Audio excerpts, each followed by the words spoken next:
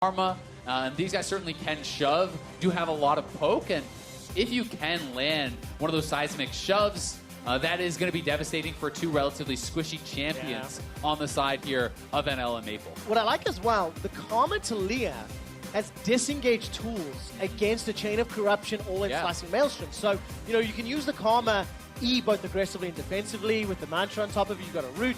Defensive seismic shoves can prevent an all-in. So if I were looking, you know, on the side of Riku and G4, I would almost play the shove, shove, shove 100 CS game in this 2v2. Yeah, no, I totally agree. I mean, I think that, you know, Karma comes up, you Mantra Q, the back line, you have a Talia Q going out there as well. You can pretty much insta-clear that wave very, very quickly. It does become a bit more tricky. If you're trying to play for 100 CS, you're going to allow them to both get their ultimates on the other side. And then there can be this kind of push and pull where you see Maple and NL trying to kind of zone you off the minions and freezing the wave and doing these things to try to set up for their own all-in. But this could be a very exciting one. All right, let's see how it works out. I'm a fan of the 2v2 names, so I'm just going to keep running through them. Riku and G4, known as R4. And over the other side, Maple and NL. They are known as Naple. Naple? I'm going to be very careful with that one. We'll see how both squads will do. Well, and NL stands for never lose. So it could just be never Maple, Look, Maple lose. Maple lose isn't as cool, though. I've seen never lose on the international stage. How dare you? So it's a little bit disingenuous. Back. It's a bit disingenuous, all right? So I'm just going to say, not a literal interpretation. You think someone would just go on the internet and lie like that, Trevor? Me? No. The internet is full of only the truth-sayers. Really intelligent people. That's true. All right, so a little bit of poking back and forth. Nothing really substantial to speak of. Flashes in all parties. Defensive summoners on the side of Southeast Asia with the heal and the barrier. So I think that's going to lean in, again, to this kind of shove and CS approach. Yeah, but even without something like an Ignite, you know, if you do ever hit that seismic shove, or, you know, if Riku can get an actual root, you get like a root into a seismic shove, your all-in potential there is still pretty darn high. I feel like pre-6, the kill powers on the side of Southeast Asia, post-6, it swaps heavily onto the side of LMS. So, you know, at least until we get to their later stages, Maple and NL need to be very, very careful not to get caught out by a combo, because Mantra Q into Seismic Shove just makes it very easy of doing that slow zone. Yeah, totally. I mean, as you say, Talia at 6, no combat ultimate.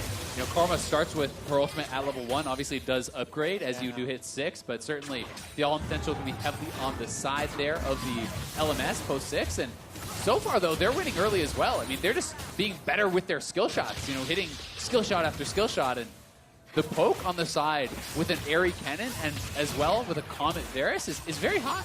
Yeah, it's really frustrating. Especially on an energy champion that doesn't need mana. Like, Maple's Cannon is just so frustrating. Looking at the minimap, looking at the Rift rather, G4 also needs to pay attention to his workaround. So, you know, when you have Summoner's Rift and there's a lot more room to maneuver and multiple ways you can get in and out of a lane, Murder Bridge, not so much. Yeah, and I mean, I also think especially if you are caught under your own turret. If you're stuck under your own turret, there's much less ground to work with. If you have the push, you can kind of manipulate the waves so that you're always moving around and having more area to get that work ground, to get those, you know, big Qs going out. But if you're stuck under your turret, there's not a lot going on there. We do see Biscuits are taken on the side here for the LMS team.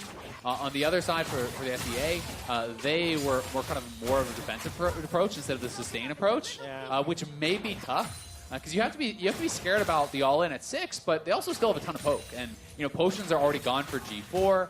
There is one left for Riku. I really like the theory. You know, I really like the theory of this Talia and Karma.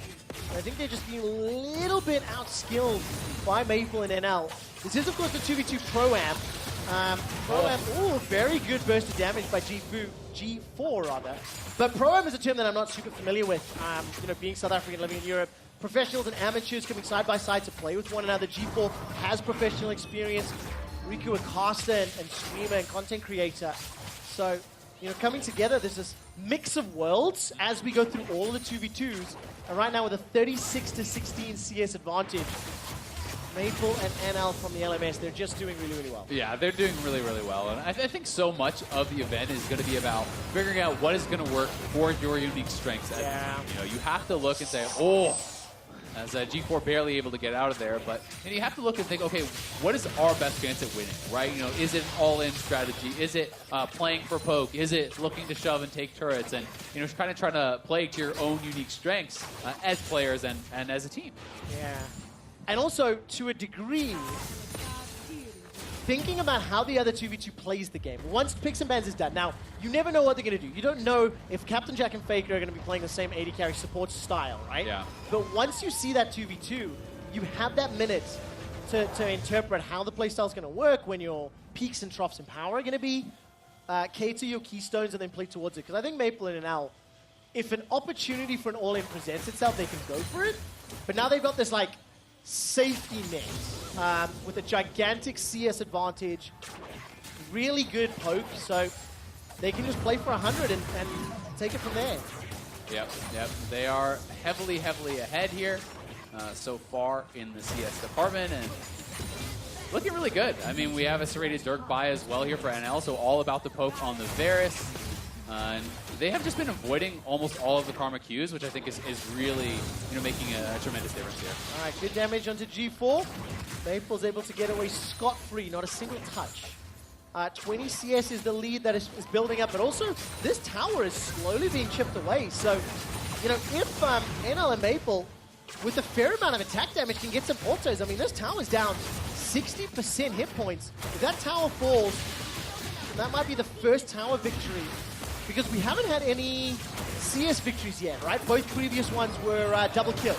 Yep, we have seen a lot of kills, and that Q might have been a kill right there had it actually landed onto G4, who's, again, out of potions. So it's getting really tough. I mean, if he gets sent back to base again, they already are down, you know, 20 CS here. So it's going to get tough, but doesn't have much choice, as we'll be sent back to base, and we're going to see level 6s coming in pretty soon here for the LMS side. You can see that Maple's just about to ding 6, and then they have the potential of that all-in as well, so they have kind of all the options still on the table here for themselves. So I haven't been tracking it, but this game, roughly 6 minutes, 10 seconds is when the team in the lead, the CS advantage, hits level 6.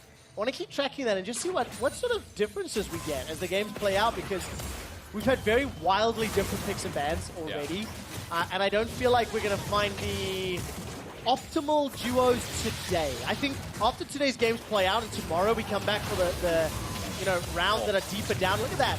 Burst damage onto G4, remember? He's already going to be backing away. Good route by Riku, but there's no follow-up. Enough damage. Some of the heal was used. The Ignite is blown down as well. Weaver's Wall will buy some time. 74 CS to 42. G4 and Riku, they need to find a way to punish Maple and NL's the only way to come back in this game. Yeah, we'll see if they can. I mean, 2 summoners are at least down for the LMS side, so summoner advantage on the side here of the SEA. We'll see if they can actually look for any potential all-in, but that is probably going to be very tough to do, as you know, the LMS team doesn't have to go for an all-in. They can just sit back. They can use their CS advantage. They can, you know, play for that sort of style. We'll find out if they're going to be able to find any of those openings, but with G4 already so low, it's really tough. Yeah, it really is. Well, take a look at the flash engage. That'll be the first kill. Really easily done. Follow-up stun onto Riku. Forced to flash. Save her life. Riku will need to go back soon. So flash is available for G4. It's only a 16 CS game now in favor of the LMS. If there's a hits 100, they will pick up a win. Remind me now, Varus was pretty popular in the 1v1s of the 2v2s of years gone by, right? Yeah, Varus definitely has been one of the really popular champions there. I mean, you have such good poke. You actually do have reasonable all-in at 6 as well, and you know, he has good wave clear. There's like a lot of things going for this champion that make him pretty tough to deal with, especially on a map like this where there's, you know, not a lot of room to kind of navigate and get around behind a Varus. You can't flank him. You can't do anything like that, and there's also, you know, a lot of skill shot champions are even stronger on this map simply because it's not that wide, right? You know, when you are down around that turret, there's not a tremendous amount of room to kind of navigate and move around. Like shooting fish in a barrel. Yep. Azale. I'm quite surprised. We saw Talia banned in the Summoners Rift NA vs EU match earlier. We saw Talia picked here. When I was coming in looking at prep by 23-24, especially talking to Medius, you know, we were under the assumption that Talia may not be seen at all. Chain of Corruption goes wide. Never Lose is going to miss the most missed skill shot in professional play. And now Maple's going to get shoved around. 2 CS remaining, 1 CS remaining. This is the 100 CS victory for the LMS. I think someone expected. They played their 2v2 well, and they played to the win condition of 100 CS. Yeah, well played to them. They were definitely in control of the whole